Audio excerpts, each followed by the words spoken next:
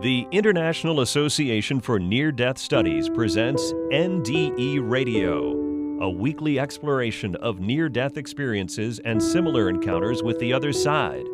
Now, here's your host, Lee Witting.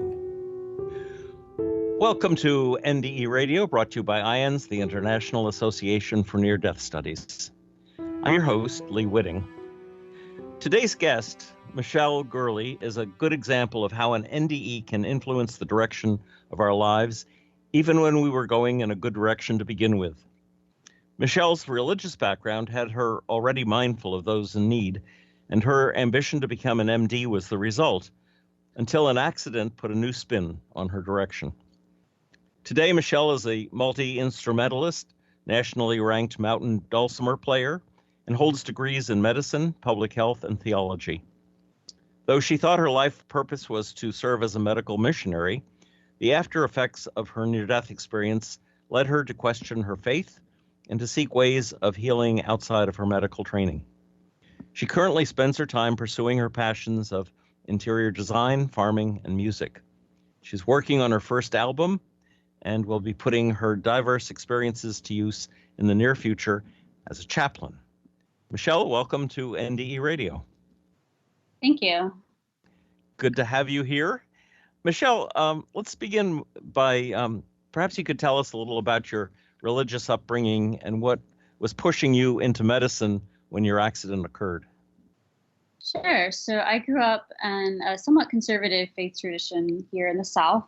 My grandfather was a minister, and all my family went to church, and through that, I became involved in different mission opportunities overseas. And the summer before my accident, I had just spent an entire summer living at a seminary affiliated with my faith tradition in Honduras. And that had really inspired me to want to go back and serve in some capacity. But in the tradition I grew up in, women couldn't be ministers. And I was deemed by most people to be very intelligent. So they were like, well, you should be a teacher or a doctor. I was like, well, a doctor sounds like probably a better fit for what I want to do. So that was kind of my life goal at the time, right before my accident, was to go to medical school, get my medical training, and then go back overseas and work with the friends I had made in Honduras. Right. Well, tell us about your accident and what happened then. Yeah. It's a night that I still don't quite understand. It happened, ironically, the night before the interview for the medical school I really wanted to attend. I have lots of questions as to why I ended up in that situation that night, why I was still in Knoxville, Tennessee, when I had an interview the next morning, 2 hours away, why I had decided to go back to campus that evening from my apartment and go to a women's Bible study, which I kid you not, we were studying the fruits of the Spirit, and we were on patience that night. And why I decided that night to take a different route home than my usual so that I could fill up my tank with gas, or I'd have one less thing to worry about in the morning. But little did I know I would have way more to worry about than whether or not my gas tank was full. So I was back on campus that night. I had left this Bible study. I was headed home to get gas. I was at an intersection at a really busy street there in Knoxville, Tennessee, affectionately known by people at the university as the Strip. Light went green. I started to turn left. There was absolutely no one at the intersection from the other direction, except some small voice in my head said, "You need to look left again," even though the light just turned green. And so I did. And there was a large Dodge Ram dually truck just barreling down the road. And I knew, something inside me knew that I wasn't going to get to that intersection if I continued on the path I was in, and that he was not going to make any attempt to stop. So what happened next sounds like it took a long time, but I'm pretty sure it just took a split second, because if it took the amount of time that it seems like it took, it's like, well, why didn't you just keep driving? But in the next little bit of time, I found myself weighing out all these scenarios in my head. It's like, okay, well, should I keep into my turns? I'd already started out into the intersection a little bit. And something inside me said, no, if you keep trying to make that left turn, you're going to get completely smashed by this truck. And so then my next thought was, well, you can just gun it and go straight. And something inside me said, if you do that, someone's going to be in that crosswalk. It's a busy street, a lot of pedestrian traffic. You're going to hit someone. And then my next thought was, well, I can back up. And then I realized something inside me like knew that there was a car behind me, which there was. And so then I didn't understand this moment, and I'll come back to it later, until just a few years ago. But something inside me said, you need to put your car in park. I just nosed out into the intersection. And so that's what I did. And the next thing I knew, I heard the loudest sound of my life. And I let out this loudest primeval scream I had ever made in my entire life. I had this vague memory of seeing the white of the truck come right in front of my car. And then the next thing I knew, I wasn't in my car. Or if I was, the top of my car, the cabin, had all of a sudden become hundreds of thousands of feet tall, because I found myself floating upward into this darkness with this entity. But it didn't feel scary. It didn't feel evil or anything like that. I just felt like we were just going up and this entity was escorting me up. And I have a vague memory of, while this was happening, seeing, I would say almost more in my mind's eye, this really bright place or room, almost like it felt like being at a cocktail party or something, like these shadowy figures just kind of milling about, but the light was like looking straight into the sun. But I wasn't in that place. It's just like I could almost like see it, or I knew it was coming up and that we were headed that way. And at the same time, I started having all these memories come back to me of like what I'd just done in the summer. And then I was also really involved in beginning to set up the student organization to place college students in urban schools, so the American Red Cross for the school health nurse program, because my friend and I, who had started the program, or the link with the college students, we were about to graduate and we wanted to make sure it was going to continue. So we were in the midst of starting an organization on campus. And so all these memories of these things I was in the middle of just kind of came to me. Mm. And I realized, and I started to get this feeling inside of me like I used to have when I was younger, and I would go to this babysitters after school. And oftentimes my mom would inevitably show up right in the middle of when my friends and I were playing some kind of game or doing something that we were really involved in. And she would show up to pick me up, to take me home. And I would always tell her, like, Mom, can you come back in 5 or 20 minutes? Or like, we're in the middle of this. Can you just come back? And of course she couldn't, because she had stopped off at work and it was time for us to go home. But that's the feeling I started to get as this whole process was happening. And somehow I have this sense like I conveyed that to this entity that was traveling along with me. Like, hey, like, I'm in the middle of a bunch of stuff. Like, no, like put me back on earth, put me back. Because something inside me knew that if we made it to that place where this bright light was and these figures in this kind of cocktail party setting, that I wouldn't come back. Yes. And the next thing I knew, I was back in my car, and I was very confused.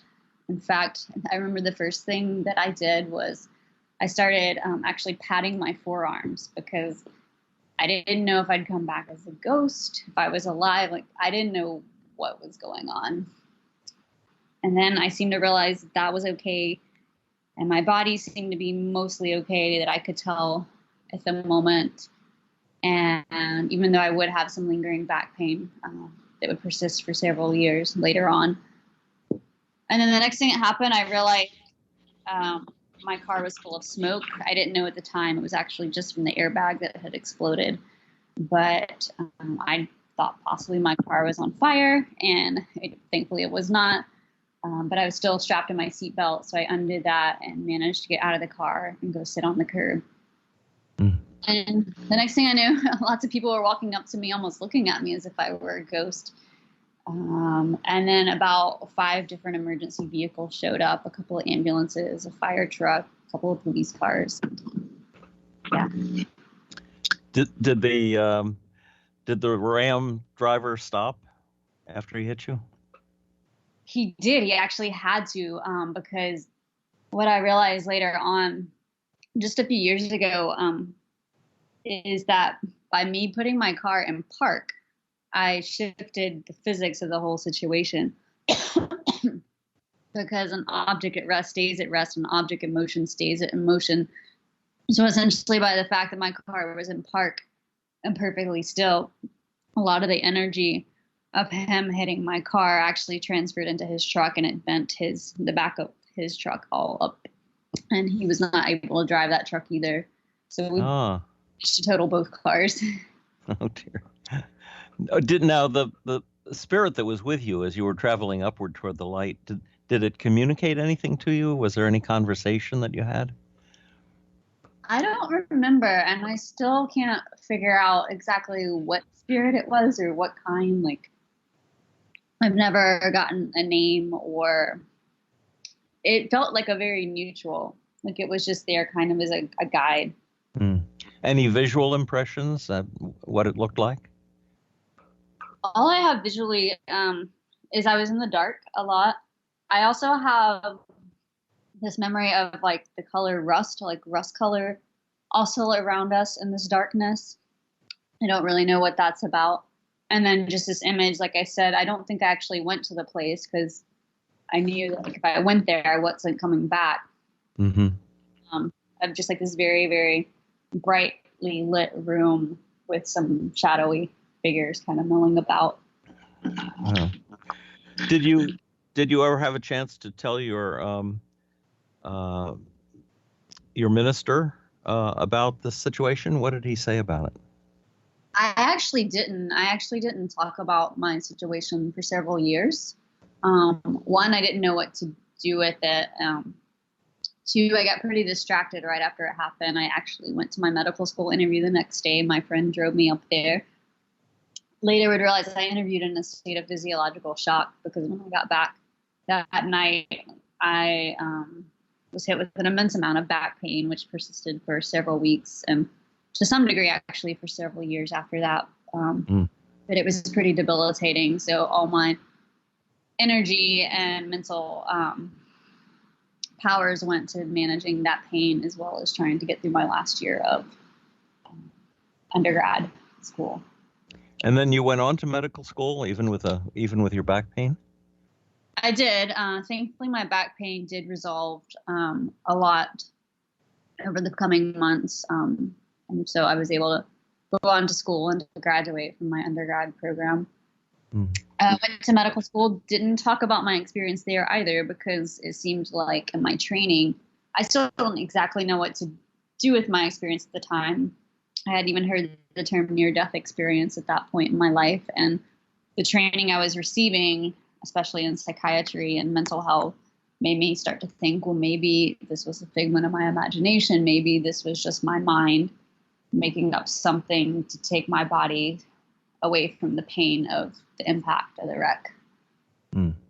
So. And with those thoughts in mind, did you actually ever diminish your belief that it actually happened, or did you just sort of mull that part of it over? I probably did diminish my belief that it happened at the time, and actually to the point where I kind of forgot about it for a few years. Mm-hmm. Yeah, I've heard of that happening. People tend to rationalize away something that they can't explain to others. Well, how would you say this has affected your career path? Well, I went ahead and went to medical school. I obtained my medical degree, and I never practiced.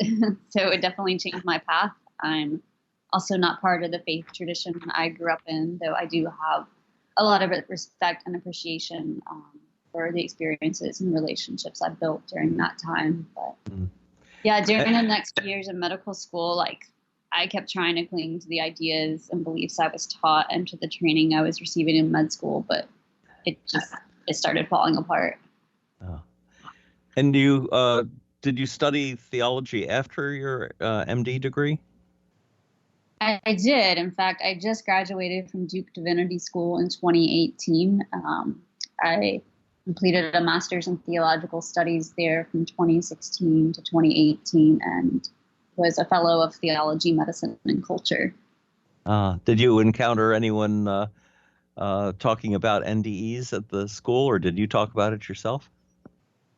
I did not. I did share my NDE briefly in my spiritual cohort. So all the fellows in the program, we met weekly for a spirituality group, and a large component of that group was each of us having a chance to share our spiritual journey. So that did, there was a mention of that and that sharing of my story. So even then I felt a little bit uncomfortable sharing that because no one at school talked about these types of experiences. And in fact, I didn't grow comfortable talking about my experience until I learned of IANDS here in Durham. They just happened to have an office, and learned more about that organization and went to some of the meetings here. Yeah. Well, you'd think that I went to seminary too. I got an MDiv and then went on for a doctorate. The idea that you would not encounter others talking about their near-death experiences, it just seems so amazing to me. Why would people be in seminary if not to talk about spiritually transforming experiences and personal mystical experiences such as NDEs? I don't understand it, but your experience was pretty much the same as mine. Don't you think there's an important place in seminary training for NDEs? Definitely. I mean, it can, as in my life, it can profoundly affect your religious beliefs or your understanding of God or the afterlife or that which is greater than yourself. Also, if you're going to be in any type of spiritual ministry, whether it's a minister at a faith-based faith organization or faith-based entity, or even as I'm about to enter into chaplaincy, people experience NDEs or their family members have NDEs. I found out even in talking about my experience that my dad had one several years prior. And they need a space to talk about that. They need a space to explore and to, if nothing else, just to understand that part of their life story. Do you hope to be, where do you want to practice chaplaincy, in a hospital? I'm still working that out. That's where the majority of chaplaincy training occurs. And so that's where I will be getting further training, but I'm still open to what that looks like down the road. You will, if you're in a major hospital, find so many reports of NDEs. Of course, when I was a chaplain, I sought them out. I'd go visit patients who'd coded and then had been brought back by CPR or the paddles or whatever.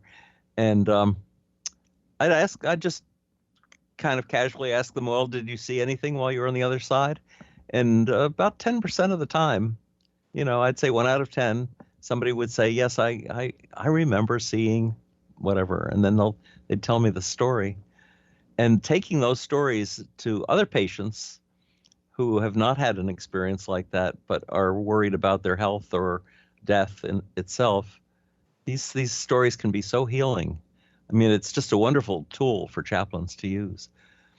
Let me ask you, do you think your NDE had anything to do with your interest in music? I was already interested in music before I had my NDE. In fact, I entered college as a double major in music and biology and dropped my music to a minor because I was an intelligent person, and becoming a doctor seemed like a more meaningful way to impact the world. According to the stories other people were telling me, I would not agree with that statement at the moment.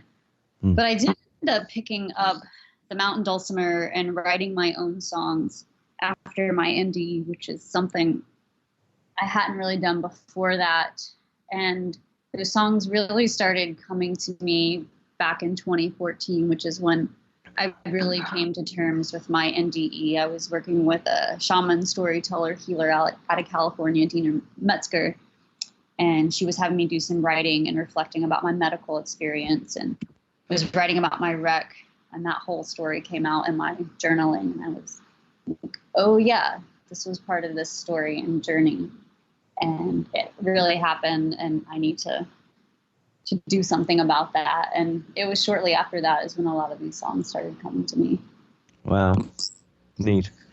Well, you sent me a song that you've done called "Crossing Over," the song that you've written, and I was hoping you might play it for us and sing it for us today. Sure, I'd be happy to share that with you. Terrific.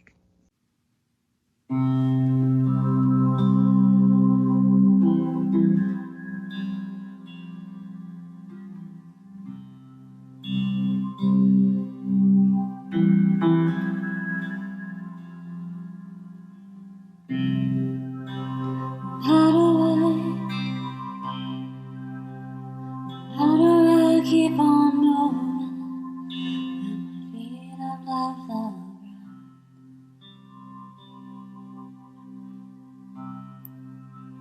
'Cause I don't know where I'm going, and there's darkness all around.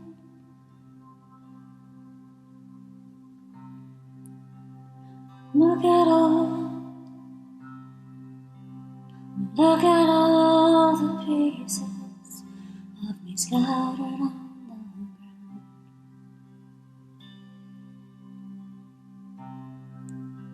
And some of them look so broken, so broken. 'Cause they're calling me home. They're calling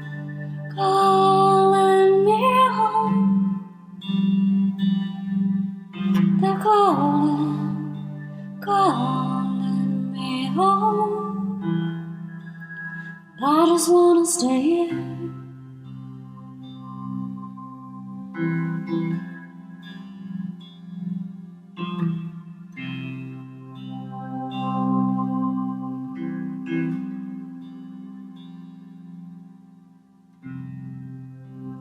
I don't want you to worry. Don't you worry about me.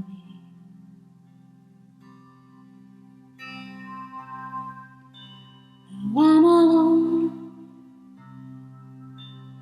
I'm alone here in the darkness, wondering where I'm supposed to be.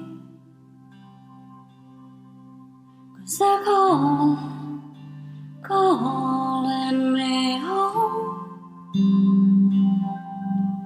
They're calling me home. They're calling me home. I just wanna stay here.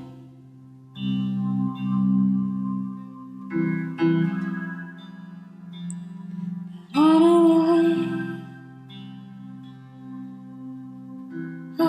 I stay?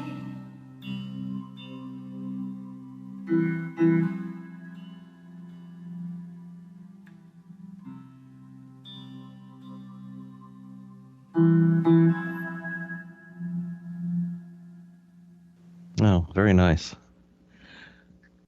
Michele, some people who've had NDEs talk about, especially musicians, talk about the music that they heard on the other side. Do you think, and you probably don't remember hearing anything, you didn't really arrive at your final destination during your NDE, but did you hear anything that would have evoked this desire to go into music? I don't remember hearing anything, actually. And even the conversation, I put that word in quotes, with this entity to put me back on earth. I feel like that never actually happened verbally. Like It was just somehow the thoughts in my head were conveyed to them. Mm-hmm.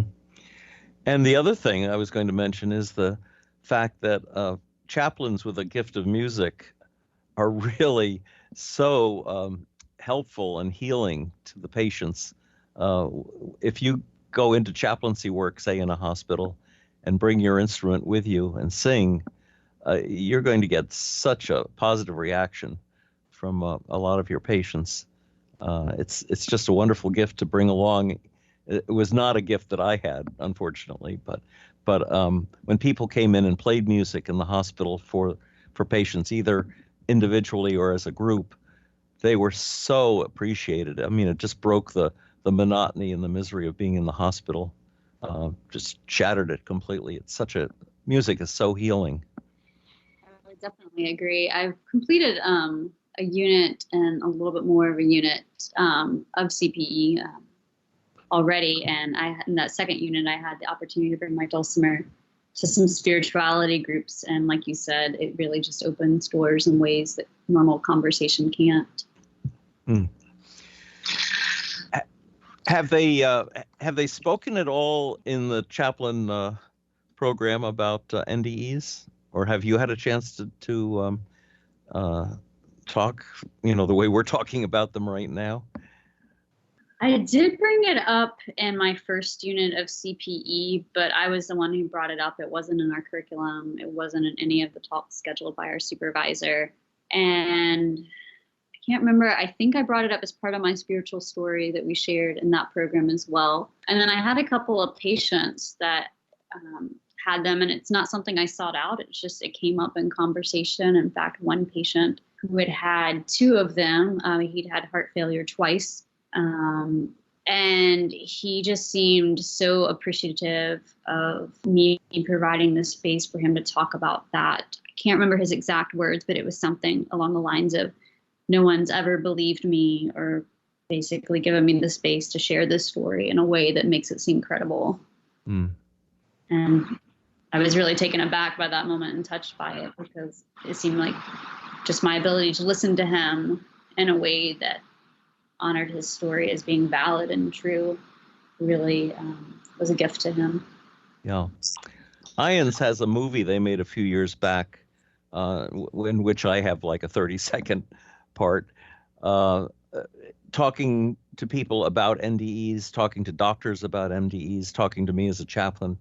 And it was designed for training doctors and nurses and other medical personnel in how to deal with and understand and appreciate stories they hear about NDEs from their patients. So you might, at some point in your progress toward becoming a chaplain, get a copy of that. It's on a DVD. I think it's about a 20-minute movie, and perhaps you might even show it to your CPE class, because they might get a lot out of it. Sure, I'll definitely keep it in mind. Well, is there anything else that you'd like to add to our story here? I think the only thing that I've also realized on my journey, that it's been an interesting journey to untangle, is I did have traumatic effects from my accident, post-traumatic stress, I guess you could call it. And I don't know if that often gets talked about in the NDE world. It seems like it's often one or the other. But for me, it was a journey that I had effects from both my NDE as well as just the actual processing of the wreck by my body, mind, and spirit. And so it's been an interesting journey to untangle all of that and to make meaning and sense of it. A possible one and a meaningful journey. One of the things they always say about NDEs is that people who have them no longer fear death. What's your feeling about that? I probably don't quite share that experience, but I was also the stubborn person in my NDE that says, like, I don't even want to, like, I'm still attached to Earth. I want to get back. That's right. Green ball here that floats in space. But when you know there's something that comes after the death of the physical body, it's a very reassuring belief that you'll be able to pass on even tangentially to the patients and and the medical staff that you meet in the future in your work as a chaplain. And it's not a painful transition. No, it certainly isn't. It's more painful coming back into a wounded body than it is leaving it. That's Yes, for I sure. agree with that. Well, Michele, I think that's about all the time we have for today.